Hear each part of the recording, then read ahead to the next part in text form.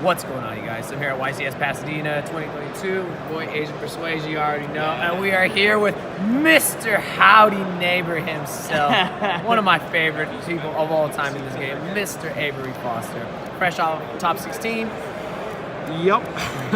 Great to have you back. Yeah. Good to be back. Definitely didn't test as much as I probably should have for this event, but the trip was kind of last minute, so didn't really have like too much time to figure it out. But all in all, I'm happy with the deck I came out to. First off, I'm going to give out some shout outs. Biggest shout outs go to Dom and Kobe and Jesse. Even though I ended up with a different list than Dom and Jesse, they helped me a lot, and Kobe too. They helped me a lot with like catching up to speed, because Thursday night was the first time I saw a tier element or sprite card in like real life. Oh yeah. I hadn't been playing, so they did a good job like catching me up and getting me to the point where I could actually like think on my own again. So yeah, biggest shout outs to them. Outside of that, shout outs to best team, best sponsor, Dragon Shield, UCT player Gemtech, Karan the boy. That's about it. I'm sure I'm leaving someone out, and I'll figure it out as we go. Yes, sir. All right. So you have a couple normal summons in the deck that aren't just your Merlin Rhino. So you play one Diviner. I think most people understand why this is good. And you play 2 World Soul Carbon. So what this card does is you can tribute summon this normal summoner set card, which means if sets it get flipped. That's never happening. So you summon this, tribute it, search an Earth Fairy. That may not seem like that good, but a lot of the times you don't actually need your normal summon in this deck to play. So it has another effect where if it's in your graveyard and a face-up fairy leaves the field, goes to the graveyard, you can stack it on top of your deck. So what you end up doing a lot of the time is this gets milled or at some point during the turn, or it gets pitched off of like a Keldo or Mudora, because we are playing those and we're playing the Exchange of the Spirit package. This card will allow you to stack on top of the deck to get the missing piece. So it makes it that if you mill Exchange of the Spirit, if you mill Gravekeeper's Trap, or you can get to one or the other, you'll more consistently get to both, which is just a blowout in the mirror. I think total I played against 11 Ishizu tier over the course of this tournament. So yeah, like it's insane in the mirror. Some people don't realize is like Gravekeeper's Trap is crazy against other decks too. Like against Sprite, I didn't go for a regular board because like if they have weird board breakers to break it, it's not the same. So effectively what I did is I just summoned like 3 Blue Eyes White Dragons, like just huge vanillas with like follow-up, and I would just mill like 20 cards from their deck, 25 cards from their deck, and they just can't play. It's like that with like any rogue deck, like you can't send that many cards to their deck to the graveyard. This was especially good in my deck for a reason I'll show y'all like later on. But I'm sorry, I had a lot to say about that card. That card's nice. Yeah. So I played 3 Orange Light. Card's like kind of mid, but it negates Spooky Dogwood. And like, no, seriously, like it just like, it stops you from losing games in time. So card's good. Outside of that, I mean, it has like applications of being like a decent card. As far as being a non-engine card, it's like kind of below average to me. Like against everything but the mirror, I think this card overperforms because you pitch a mill guy, blow them out, but like the mirror is like the entire room. So it's like below average, but I think it needed to be in the deck list, but I didn't think I had room for it in my side, so it ended up in my main. Then we maxed on all these. Weird.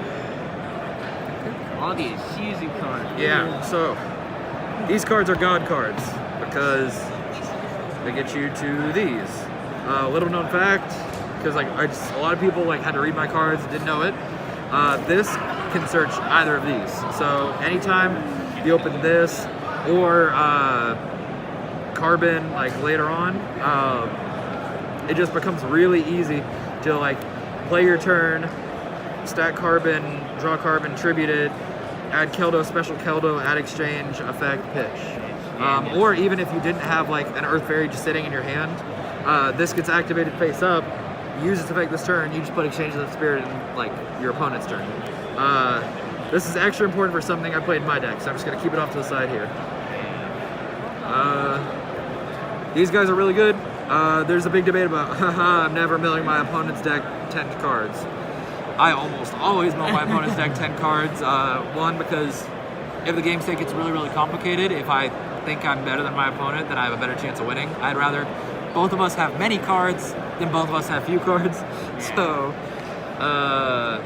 that's the reason. Also, these cards are dummy important for something you'll see later. So once again, keeping these to the side. Because I have an alternate win condition. 3, 3, 3, 1. Standard dish. I'm playing Carbon and Diviner and Merly. I didn't want more normal summons in my hand. Card's good. I don't think more is bad, but I wanted to keep the deck at 40. So outside of the Exchange of Spirit, I played 1 Solyak, 1 Instant Fusion, 3 Pro Marino. Card's dumb important in the mirror because it's like an out to mine with the shuffle guys, and it's just constant pops during both people's turns. Now that the shuffle guys exist, like it's just so consistent.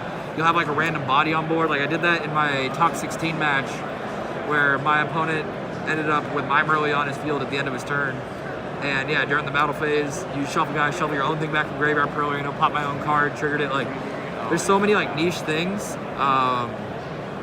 Something cool about this that a lot of people don't realize, like you have to know game mechanics and how chains work. So if 2 players have Pearl Areno, turn player always loses. Because regardless of what their Pearl Areno pops, channeling 2 as non-turn player will target your Pearl Areno. So food for thought, boys. Food for thought. Not that retired. All right. And then something that's gonna be like, yeah, sure, click away, but like, I'm gonna go into an explanation on it. Is I played 3 Mystic Mine, set rotation, and terraforming. So this, I mean, standard Mystic Mine things makes you win unwinnable games, right? But in my deck, it does something very, very different. So due to the nature of Exchange of the Spirit and this, or just Gravekeeper's Trap, they can't draw their out. So they can't draw Heartbeat. I know you're thinking, like, sometimes they have multiple outs. Both sides especially, like, they have multiple outs. They only have, if this is active, they have about 2 to 2.5 turns, like, between the two of you, to win the game, or they will deck out. Because what you constantly do is every single main phase, add one of these, send the other one. Usually want to keep more of these in deck if possible until Exchange of the Spirit is in the grave. Once Exchange of the Spirit's in the graveyard, send this because it's 10 cards off your opponent's deck continuously. So you just like almost always deck them out. Something you can even do, even if like you don't have immediate access to this, is I had a round where I decked him out with mine, where he had outs in deck.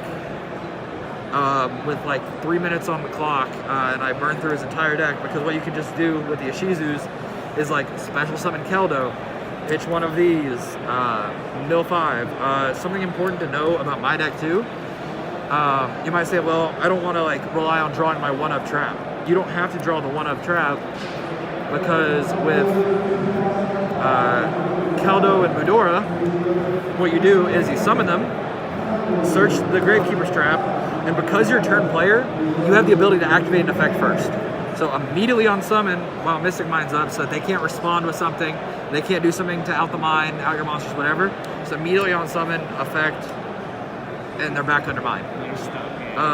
So yeah, like deck out's like a very real win condition, even though it's like, oh, everyone plays outs to mine, everyone plays Heartbeat. Doesn't matter. This is the reason that a casino deck turns 0. I will mill them for however many cards they want. Feel free to summon stuff, because I play this. So like they summon monsters on turn 0, and I say thumbs up, activate Mystic Mine, beat Cop, and then the game is over. Like Heartbeat better be in your hand. It has to be in your hand. If I'm given the option to, I'm sorry. I was like, my card! if I'm giving the option to like play an actual game, I will, because like it's not like drawing out, but like this is a very, very good win condition. Also, it does something weird to their siding patterns if you deck them out game 1, because I decked out 11 games when I deck out this tournament. it introduces a very weird dynamic into it because they don't want to have like Twister in their deck going first against the most powerful deck in the room. So it's like a weird balance to where even if they say, all right, I'm gonna side 1 or 2 extra outs, their deck just isn't what it needs to be, and they're like, all right, well, I want to search Heartbeat because I want to have the out to mine. All right, then like I'm just gonna play Tier Element. It's the most powerful deck, and you just made a shitty board. So all right, so next card. Gigantic Abyss Dweller. So Gigantic is because I played Double Elf. Common play you do. Because I see a lot of people cut the second elf and like, oh yeah, you don't need it anymore because why would you play Gigantic? You don't play any sprites or anything. So a lot of times you have like a random Sharon and a random Merly, whether you're going first or second. You can turn them into elf, bring back the Merly, overlay both into Gigantic. Use Gigantic effect, detach, summon Diviner. And then you can do one of 2 things. You can send one of the shuffle guys so that it's in the graveyard for next turn. Or if they have a board, you can send the Elder Entity Natis. That's in my deck. Cool part of this, you can shuffle it back, do it every turn. Most of the time, I didn't send this turn 0. But you can, because if you like target one of their Tier Element monsters on board, Gigantic's resolved, nice effects, bro. So yeah, it overperformed. Like so I didn't play Zeus. I wish I had room for Zeus. There's some arguments to cutting other stuff, but I don't know, I didn't have room for Zeus. This is the extent of my exceeds.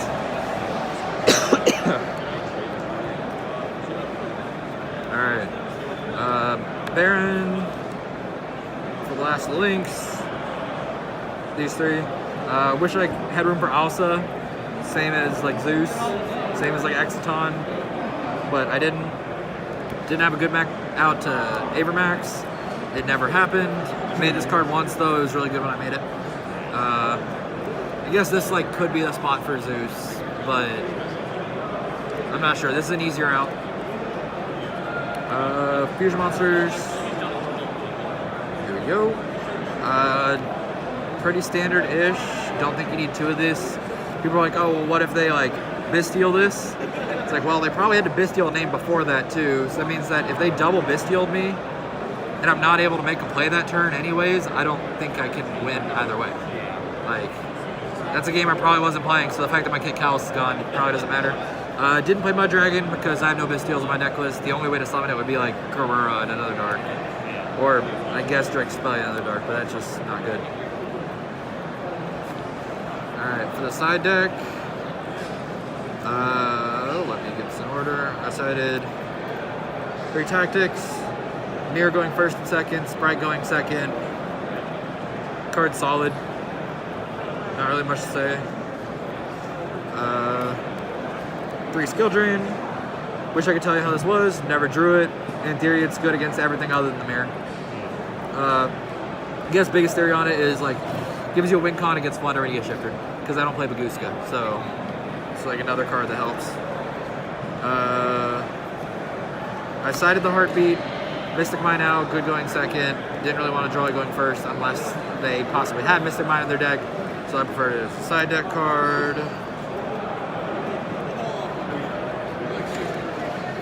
Crime, 3 Twisters. Only wanted this going first. I don't play Scream, so like this card like heavily underperforms like compared to the normal deck, but it's still good to have in your deck going first. If I had another card that I like need to side, it probably could have been cut, but the card was still good. Twisters, not much to say. Wanted some type of back row removal. I think I sided in once against Rika. And yeah, that I believe is it. Love to see it, man. Love to see a different take. Definitely, this is a different take. A lot of these profiles have been very different, but I think yours is definitely the most unique. And I really just love to see when players, add more stuff to it. So congratulations on top 16. And thank you for their